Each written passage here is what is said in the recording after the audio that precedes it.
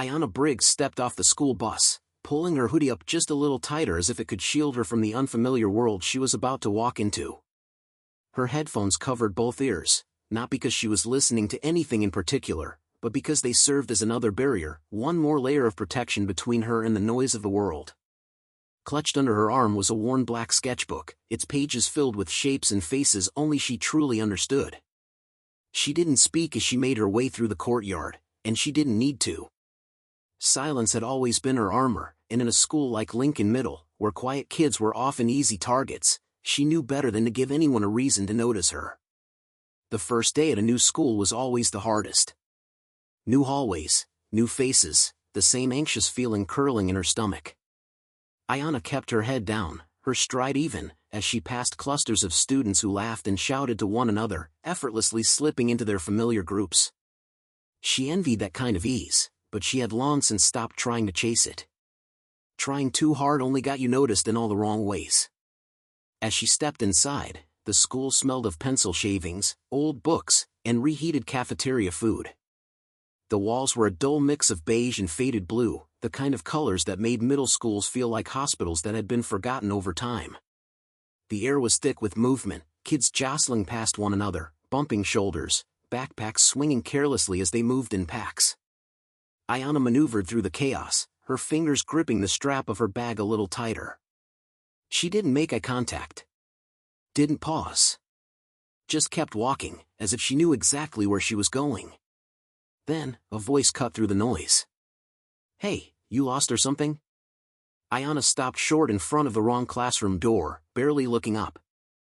The boy's tone was light, almost amused, but there was something underneath it, something just sharp enough to make her shoulders stiffen. She didn't hesitate long before responding, her voice quiet but firm. "Nah. Room 212. The boy smirked, shrugged, and walked off, leaving her standing there with the weight of his gaze lingering for a few extra seconds. It was a small moment, nothing outright hostile, but Ayanna knew the signs. She could already feel the sideways glances, the whispers just a little too close after she passed. She adjusted her hoodie and kept moving. It was only the first day, but she had a feeling it was going to be a long one. The classroom buzzed with quiet energy as Ayanna stepped inside, hesitating just past the doorway. The scent of chalk dust, old books, and the faint trace of someone's sweet, fruity perfume filled the air. Rows of desks stretched before her, some occupied by students who were already engaged in quiet conversations, laughter bubbling up in hushed tones. Others were bent over their phones, thumbs moving quickly across screens, their faces illuminated by the glow. The hum of chatter and the occasional scrape of chairs filled the space, making Ayanna feel, for a moment, like an outsider looking in. She clutched the strap of her bag a little tighter, her fingers pressing into the fabric as she scanned the room. Her stomach twisted, not quite in fear, but in that familiar unease that came with being new, with stepping into a space where everyone else had already found their place. She had always hated this feeling, the strange weight of being noticed yet unseen all at once. Taking a slow breath, she forced her feet forward, her steps careful but purposeful. The trick was to move like she knew exactly where she was going, even if she didn't. Her eyes darted across the room, searching for an empty desk, one that wasn't too close to the front, where the teacher's gaze could easily find her, but not so isolated that she'd look like she was purposefully avoiding people. Near the back, she spotted a seat that seemed just right, tucked between two students who didn't seem particularly interested in their surroundings. She slid into the chair, setting her sketchbook down with deliberate precision. The spiral binding was cool beneath her fingertips, a small, familiar comfort. For a moment, she traced the ridges absent-mindedly, grounding herself in the motion. Around her, the classroom continued to pulse with low conversations, the occasional laugh breaking through, but she let it all fade into background noise. Just as she was adjusting her bag, movement in front of her caught her attention. A girl sitting at the desk ahead of her turned slightly, her expression curious but not intrusive. She had warm, honey-brown braids pulled into a loose bun, and she wore a bright yellow hoodie that stood out vividly against her dark skin. The color suited her, making her presence feel like a burst of warmth in the otherwise neutral-toned room. The girl studied Ayanna for a brief moment before offering a small, knowing smile. It wasn't the overly eager kind that demanded a response, nor was it the polite but distant kind people gave out of obligation. It was easy, casual, like she had already decided Ayanna belonged here, whether she believed it herself or not. "New here?" the girl asked, her voice light, carrying just a hint of curiosity. Ayanna hesitated, her fingers still resting on the cover of her sketchbook. She wasn't sure if she was ready for conversation, not yet, but ignoring her outright felt rude. So, after a moment, she gave a small nod. "Yeah." The girl's grin widened, and she rested her elbow on her desk, leaning in slightly as if she were about to share some great secret. "Figured. I'm Nia. This class is mostly chill, except for Mr. Carson's pop quizzes. He loves those, so, heads up." Ayanna blinked, caught off guard by the effortless way Nia spoke to her, as if they weren't strangers at all. She hadn't expected someone to acknowledge her so soon, let alone with such ease. The warmth in Nia's voice, the way she spoke like they were already familiar, it made something in Ayanna's chest loosen, just a little. She debated how to respond, her usual instinct being to retreat into silence. But this didn't feel like a conversation she had to force. It was simple, easy, without expectation. She exhaled softly, almost a sigh, almost a laugh. It wasn't quite a smile, but it was close. "Good to know," she murmured. Nia opened her mouth to say something else, but before she could, the classroom door swung open with a sharp creak. Mr. Carson strode in, a stack of papers in one hand and a coffee cup in the other, his voice cutting through the chatter with practiced authority. "All right, let's get started. Take your seats."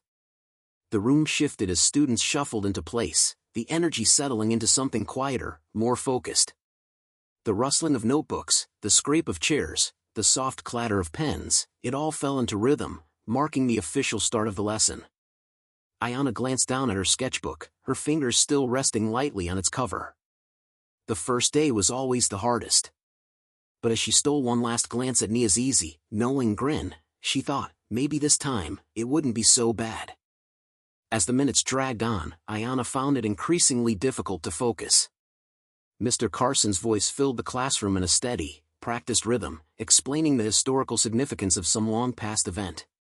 But the words barely registered in her mind. She sat at her desk, her fingers loosely wrapped around her pen, her notebook open to a fresh page, waiting, no, begging, to be filled with notes. But it remained empty, its stark blankness a reflection of how she felt inside, unmoored, disconnected, lost. She exhaled quietly, shifting in her seat, the hard plastic chair pressing uncomfortably against her back. Around her, students were immersed in their work, pens scratching against paper, fingers flying over keyboards, minds engaged in something she simply couldn't grasp. Some were completely absorbed, their heads bowed over their notebooks, while others sneaked glances at their phones under their desks. Everything felt so normal for them. So effortless. But for her, it was different. This wasn't just another school day, it was another battle.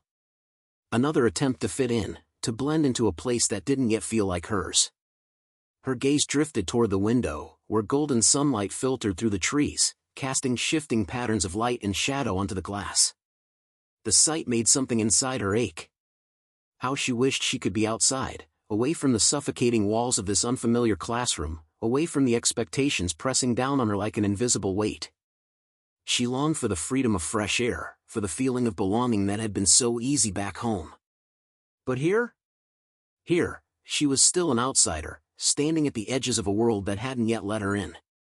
Her fingers absent-mindedly trailed over the cover of her sketchbook, the one constant in the chaos of her new life. Art had always been her sanctuary, her escape when reality became too overwhelming.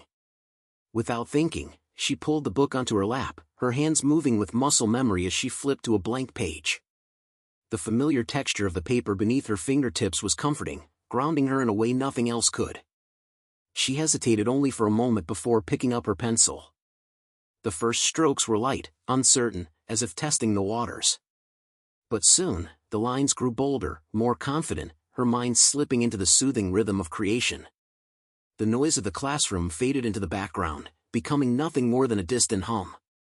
With each movement of her pencil, the tension in her shoulders eased, her breathing slowed, and for the first time all day, she felt something close to calm. Then, she sensed movement from the corner of her eye. Her fingers stilled, hovering just above the page, as she glanced up cautiously.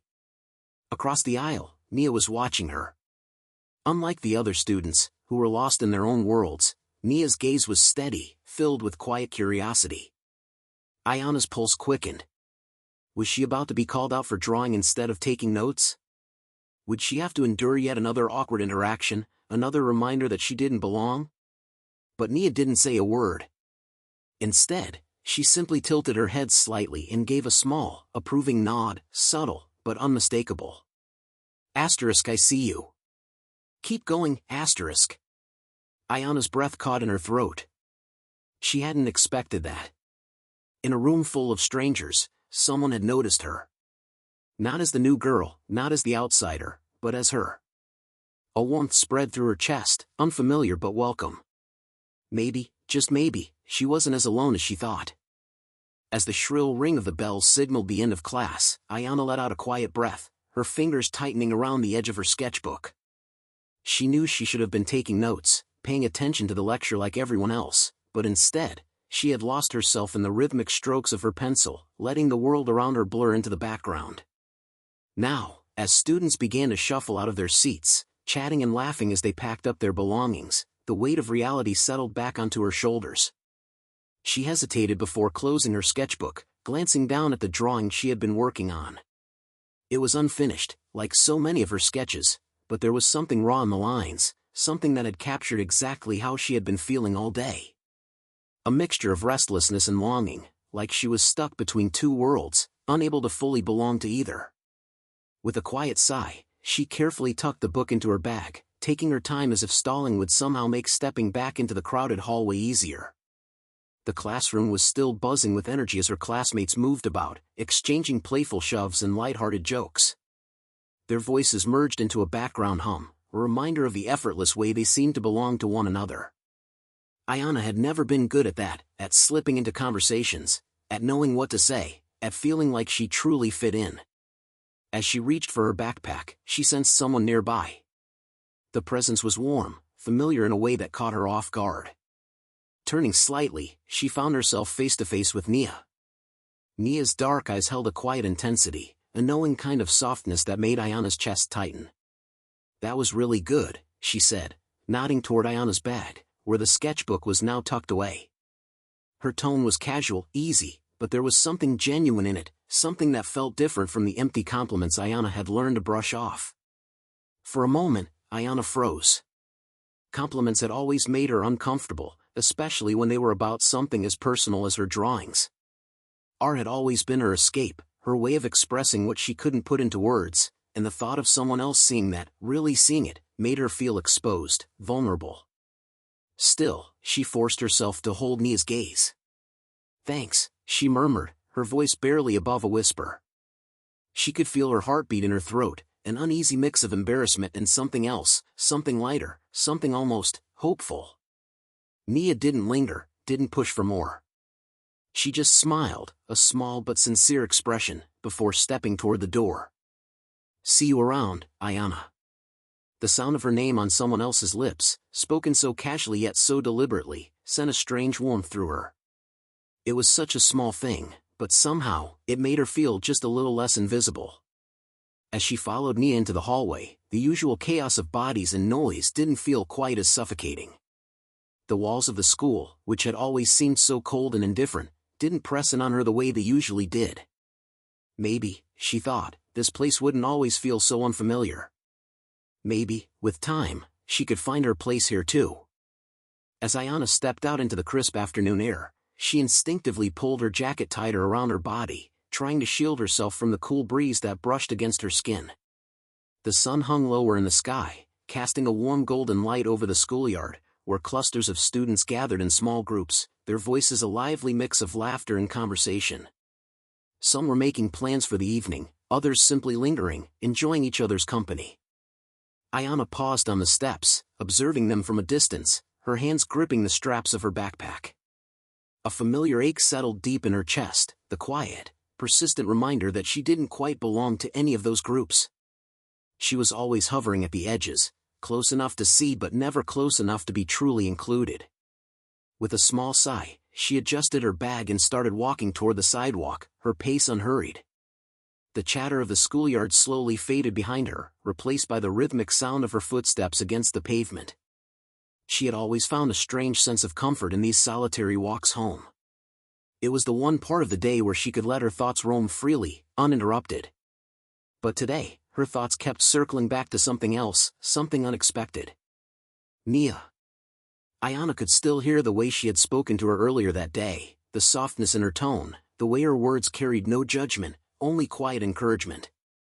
It had been such a simple moment, so fleeting that anyone else might have brushed it off. But for Ayana, it was different. It lingered. It stayed with her. She wasn't used to being noticed. She wasn't used to someone looking at her and really seeing her, not just as another quiet student in the classroom, but as a person with thoughts and feelings worth acknowledging. Her fingers tightened slightly around the strap of her backpack as she tried to push the thought away, but the warmth of it lingered in her chest. A small, almost hesitant smile tugged at the corners of her lips. Maybe today had been different. Maybe today, for the first time in a long time, she hadn't been completely invisible. As she rounded the corner, a sudden gust of wind swept through the street, rustling the leaves and carrying with it the distant scent of rain. She glanced up, watching as gray clouds began to gather across the sky, slowly swallowing the last remnants of blue. A storm was coming. Normally, she would have dreaded it, the cold, the wetness, the way the sky seemed to press down on everything. But today, she didn't mind. There was something strangely comforting about it. The way the world seemed to pause just before the first drop fell, the way everything felt fresh and renewed once the storm had passed. Maybe, she thought, things were starting to change. Maybe, for the first time in a long time, she wasn't as alone as she had always believed.